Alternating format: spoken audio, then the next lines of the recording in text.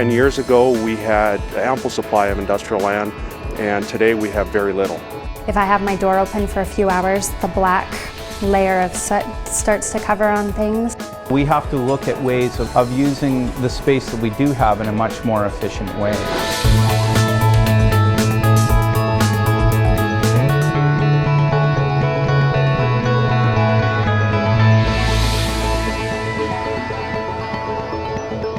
Hi, I'm Dagmar Timmer. And I'm Vanessa Timmer, and this is The Sustainable Region. Today, our lens is focusing on the role of industry in Metro Vancouver. We've heard that BC is on a roll with increasing construction, booming Asia-Pacific trade, and strong commodity prices.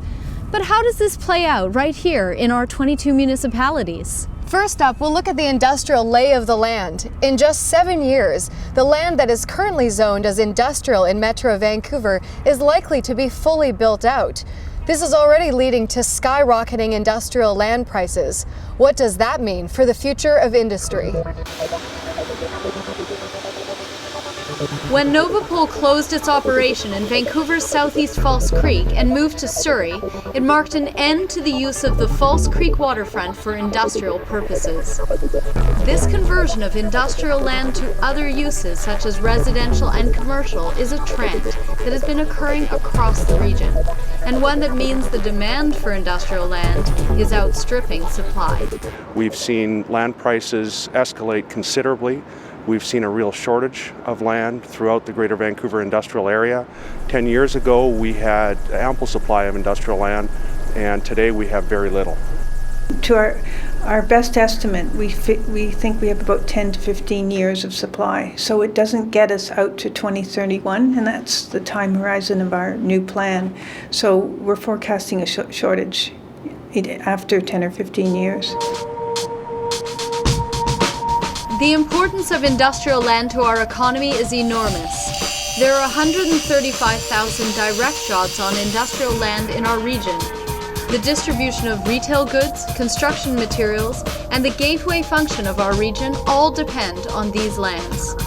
We estimate there's about 130 to 140,000 direct jobs on industrial land in the region, but they often are the catalyst for many other jobs. So the multiplier effects could be at least double the number of jobs that are on those industrial lands, and perhaps much higher. About 1/3 of the city of Port Coquitlam is industrial land. It's land that Kim Fowler, Director of Development Services, views as essential to the sustainability of their community. One of the goals of the official community plan and our future development is to increase the number of people whose jobs are in the community. And that's why it's very important for us to maintain and protect that remaining industrial land, the 150 acres, for industrial development. So we can have well-paying jobs from an industrial sector for people to choose to live and work here. And even though providing jobs for residents is important, the reality of land prices in Metro Vancouver means municipalities are being asked to convert their industrial lands for other uses. The pressure is quite intense for conversion of those industrial lands to commercial and even to residential, because both commercial and residential can get more money in the land speculation market than can industrial. And that's one of the principal challenges for municipalities and Metro Vancouver, is to ensure that we preserve that industrial land. The Hospital Employees Union recently relocated from their Kitsilano location to Burnaby's Glen Lyon Industrial Park. Communications Director Mike Old says they considered a number of factors before making their move. The amount of space we could get here, the ability to provide considerable meeting and conference space, etc. That led us to a decision to locate here. Offices are high density, easy to construct within centers. So the regional strategy is to try to steer these jobs into centers where there can be more people can take transit and walk to work, and leave the industrial land for those types of uses that have to be there. And also, by not allowing offices in these areas, it helps keep the price of industrial land down, because these uses are less intensive than office uses. One of the consequences of high industrial land prices due to scarcity is that potential new jobs are being lost to cities like Calgary, where industrial lands are cheaper. You have to have a healthy balance between supply and demand. And at the present time, the demand far outstrips the supply, and we've reached now a point where land prices are prohibitive and companies are starting to look elsewhere instead of at the GVRD region to relocate or to expand. We do have to enforce on our regulations to ensure that we do keep that space, preserve the existing space for industrial operators. And then in the future, what we're seeing a trend is an intensification of that industrial use.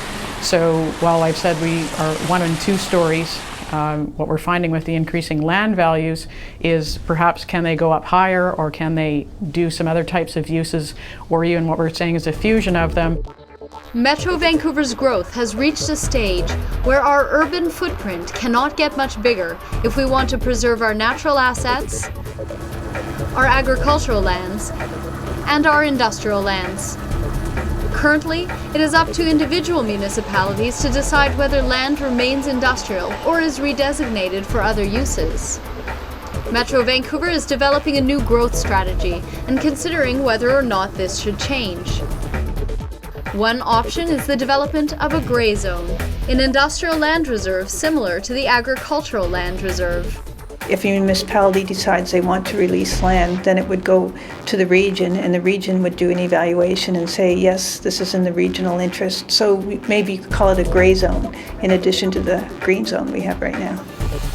Metro Vancouver will be putting a draft of the new growth strategy before the public in 2008.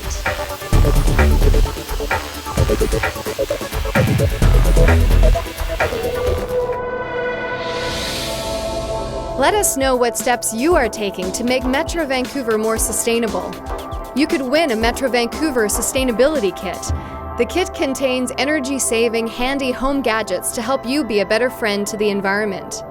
Call us at 604-436-6794 or email us at sustainableregion@metrovancouver.org. Banned beverage containers, car tires, lead-acid batteries, oil, yard waste, blue box materials, corrugated cardboard, newsprint, office paper, gypsum drywall, gas, painted solvents, medications, and electronic waste.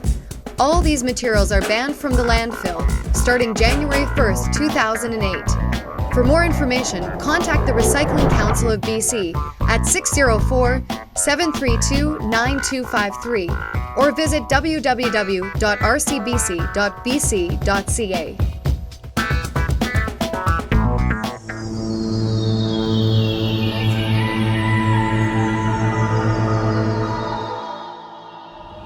Welcome back to the Sustainable Region and our look at industry in and around Metro Vancouver.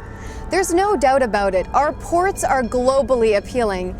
Being ice-free year-round with a deep draft and the shortest sailing time to Asia of any North American port.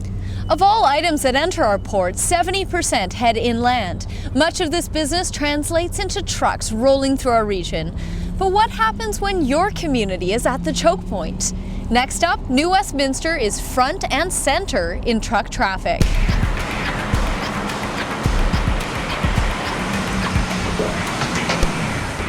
2,000 trucks per day pass along New Westminster's Front Street, carrying loads from Delta Port and the border, crossing to Highway 1 and into the rest of North America. Closest traffic signal at 3rd Avenue is the last traffic signal between here and the US border and the I-5 highway down to the Mexican border. So there's only one traffic signal between here and the Mexican border. The high volumes of truck traffic along Front Street are a testament to our region's role as a gateway to the Pacific. It is also a result of changes to New Westminster's Columbia Street, the epicenter of the city's growth concentration area, and one of the main historic streets in the province. What we've got is a small, high-density area that is destined to grow by another 11,000 units at build-out.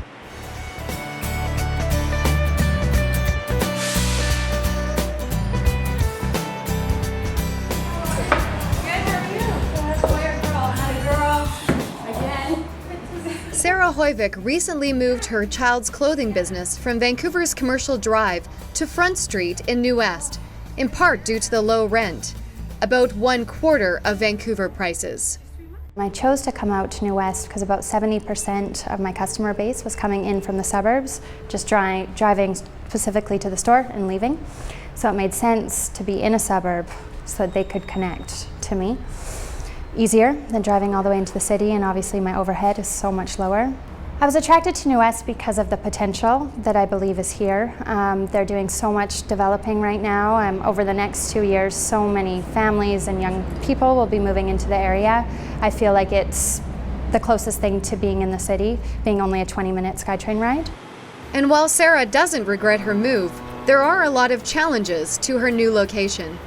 The pollution here is awful. If I have my door open for a few hours, the black layer of soot starts to cover on things. The noise is bad. A lot of people actually don't even know there are stores along Front Street. If they're standing up on Columbia and they look down, they just see the trucks shuffling by. They don't realize that it's actually a shopping area as well. Retired Dr. William Shannon recently moved his business from Front Street to Columbia Street because of the problems facing store owners along that corridor. One major concern is air quality. Approximately 5 years ago, the province of British Columbia, together with GVRD and the health area, did a study to determine the amount of pollution that existed on Front Street at the base of 6th Street.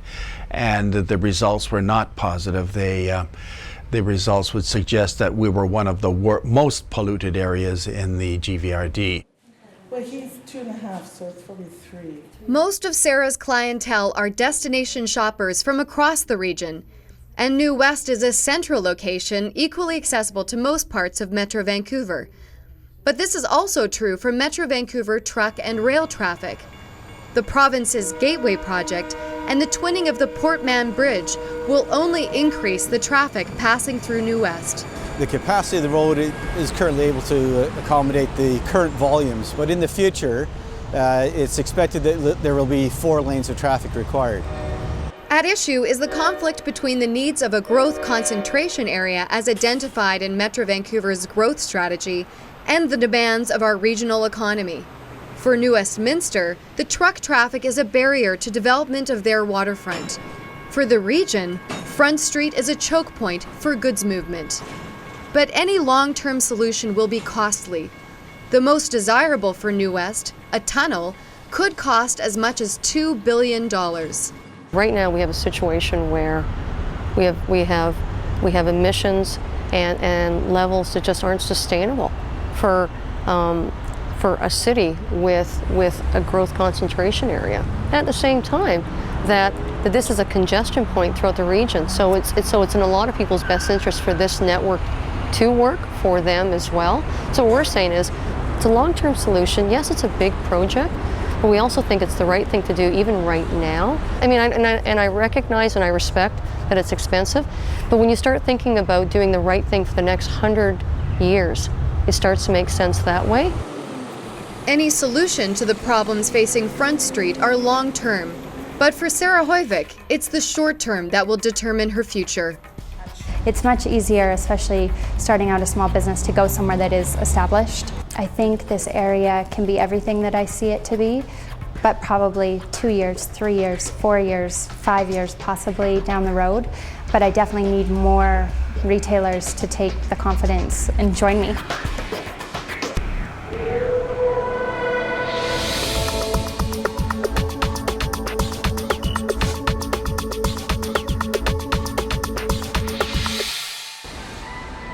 Welcome back to the Sustainable Region and our look at industry in Metro Vancouver. In pioneer days, the region's highways were waterways. Then roads gradually took favor. Now, as increasing congestion threatens to slow goods movement, these marine routes are becoming viable again. Look closely at the next ship that's plying the Fraser River. It may have wheels, and lots of them. The Fraser River. Industry has used it for decades to transport things like sand and sawdust. But with tractor trailers and container trucks clogging our streets and polluting our air, Short Sea Shipping aims to turn the Fraser into a marine highway moving merchandise as well as sawdust up and down the waterway. River barges are already being used to ferry goods along the American seaboard and parts of the St. Lawrence Seaway. It's especially popular in Europe, where truck congestion is even worse. Will we see the same thing here? Clearly carrying 100 or 200 containers on board a barge being pulled by one tug is a lot more environmentally friendly than 200 tractor-trailer loads going up the highway. Neil Milbank has written an industry-sponsored report, and his findings are impressive. A tractor-trailer can travel 12 kilometers on a liter of fuel. A locomotive can travel 60 kilometers, and a barge can travel 86. A tug pushing a barge with 200 containers on it emits up to 40% less carbon dioxide than if those containers were on the road. Given these figures, industry would like to see containers from our deepwater ports like Delta Port ferried by barge to distribution points up the Fraser. The barge short sea shipping operation or container barge operation would pick up the containers at those primary docks and act as a feeder service, much like the trucking companies do, to move those containers to other facilities where they will be unloaded, perhaps loaded, to be moved to the interior of the U.S. or to Eastern Canada. This company runs a daily freight service between Vancouver Island and the mainland. It moves trailers to and from its customers' warehouses on the Fraser River, and it knows from experience how barging can save in fuel and driving time.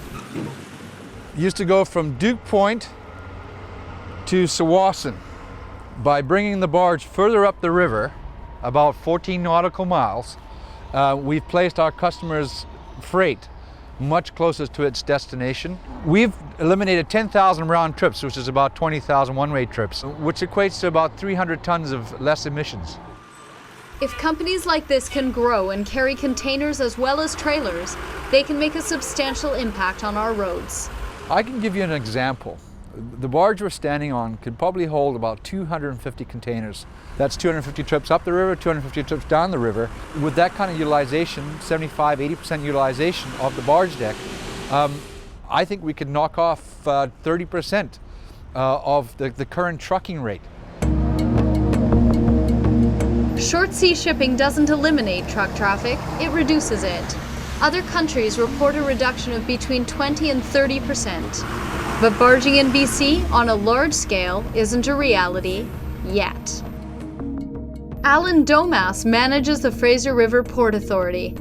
He says transfer points, called nodes, are key components of the plan. We think Pitt Meadows with the Vancouver Intermodal Facility up by CP Rail as a critical piece that should have a node. We think Surrey should have a node higher up, close to CN's intermodal facility. Nodes bring all forms of transportation, road, rail, and water together in one central hub. That's what makes the European model so successful. Here in BC, we can transport trailers as far as Surrey, but to take them further upriver and to expand the service into containers would require upgrading existing sites or building new ones. And that would involve various levels of government. We are seeing the GVRD working on their growth management strategy. This is clearly an issue that fits with growth management. This is management of traffic, it's management of cargo, it's management of the industrial lands that are rapidly diminishing. And another complication. Using barges to move hundreds of thousands of tons of goods up and down a river like they do in Europe is a new concept that to many stakeholders remains untested. There's logistics companies, there's shipping lines, there's trucking companies, there's railways, there's terminal operators, there's port authorities, there's labor unions. Nevertheless, the shipping industry would like to press ahead. It says short sea shipping can save time and money. For the public, turning the Fraser into a marine highway could go a long way in alleviating congestion, pollution, and wear and tear on our roads. Arriving at a consensus is the next step in making the Fraser a true marine highway. We're already going into the next step with the merging of the Fraser River Port Authority, the North Fraser River Port Authority with the Vancouver Port Authority. Through that leadership, there will be these key questions about short sea shipping and the role it can play. It's achievable. The challenge is finding the players and participants, whether it's the Port Authority, the region, the province, or the Fed, to look at that.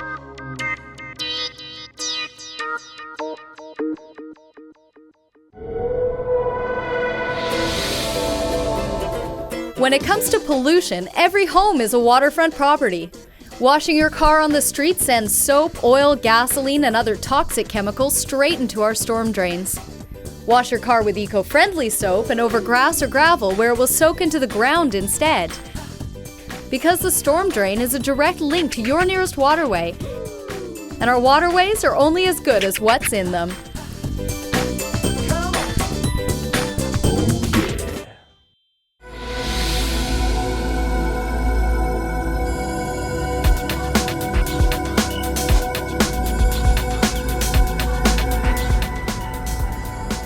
We're going to round out our look at industry in Metro Vancouver by stepping inside a warehouse, but not your average 4-square walls.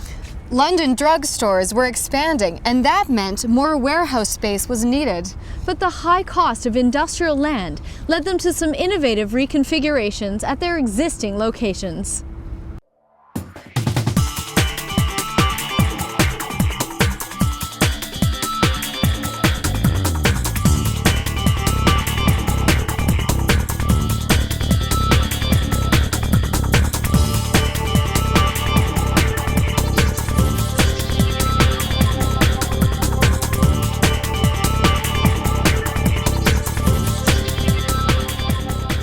Logistics or supply chain is all about how product gets from the maker of the product to the consumer's hands. And the business of the supply chain is all about minimizing costs, operating in the absolute most efficient possible way.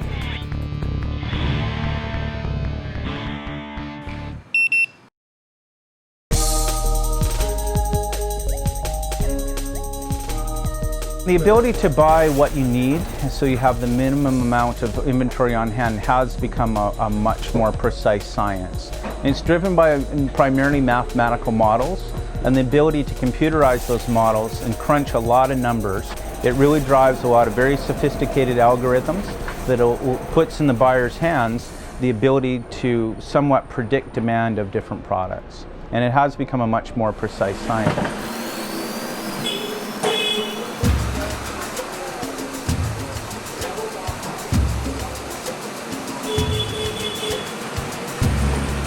There's a number of cost drivers that have caused us to be much more productive and efficient in the use of space.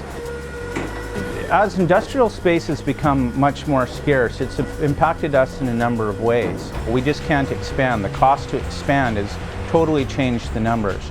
And so we have to look at ways of using the space that we do have in a much more efficient way.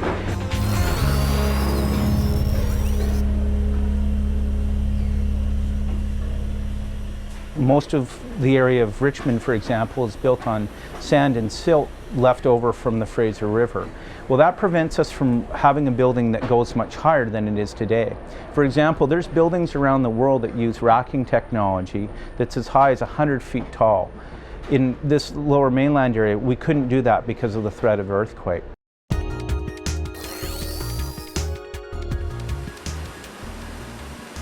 Within that workspace, it starts to direct them via voice to go to a certain location, aisle, and product to pick a certain quantity. And if we've set up the system correctly, the employee is simply working their way down an aisle, so they're not traveling long distances between picked spots.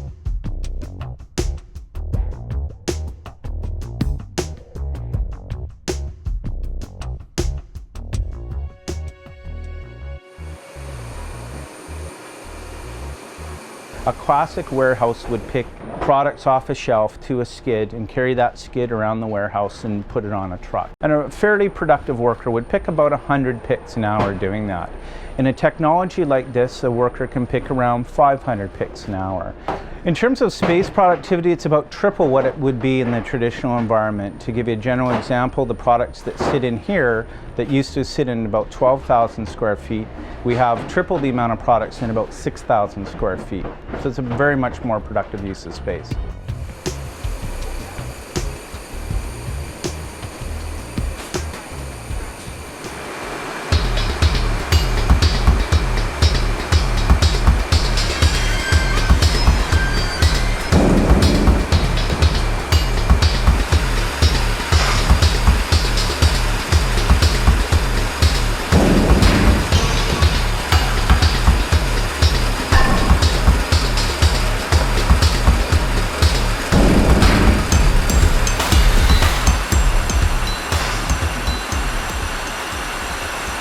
good environmental and sustainability decisions are also often good economic decisions. The densification caused by land shortage is also something that causes us to recheck how we're doing things, become more efficient, which ultimately benefits the consumer because we're not adding cost to the supply chain. So the areas of sustainability and environmental stewardship, business efficiency, all can coexist together quite easily because none can exist without the other.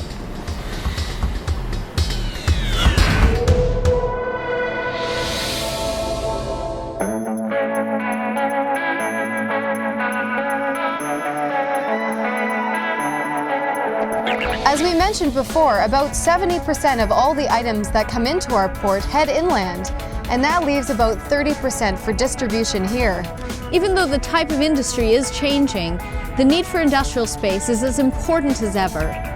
Let us know what you think about our show today or suggest some story ideas. You can phone us at 604-436-6794 or email us at sustainableregion@metrovancouver.org. For the Sustainable Region, I'm Dagmar Timmer. And I'm Vanessa Timmer. See you next time.